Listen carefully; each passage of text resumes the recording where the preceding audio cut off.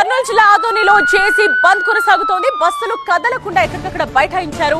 బస్సులు అడ్డుకునేందుకు నిరసనకారులు ప్రయత్నిస్తున్నారు. స్వచ్ఛందంగా విద్యా సంస్థలు, దుకాణాలు, హోటల్స్ ని మూసివేశారు. బంద్ కు ఆర్టీసీపై జేసీ నేతలు సహకరించని ఆర్టీసీపై జేసీ నేతలు ఆగ్రహం వ్యక్తం చేస్తూ ఉన్నారు. బస్సులు వెళ్లకుండా అడ్డుకునేందుకు జేసీ నేతలు ప్రయత్నిస్తున్నారు. ఆదోనిని జిల్లాగా ప్రకటించాలంటూ 25 రోజులుగా నిరసనలు కొనసాగుతూనే ఉన్నాయి.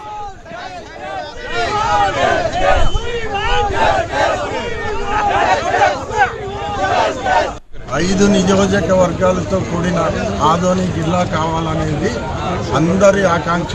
దయచేసి మీడియా మిత్రులు కూడా చెప్తున్నాము, చూడండి, అన్ని రాజకీయ పక్షాలు మాకు సపోర్ట్గా ఉన్నాయి.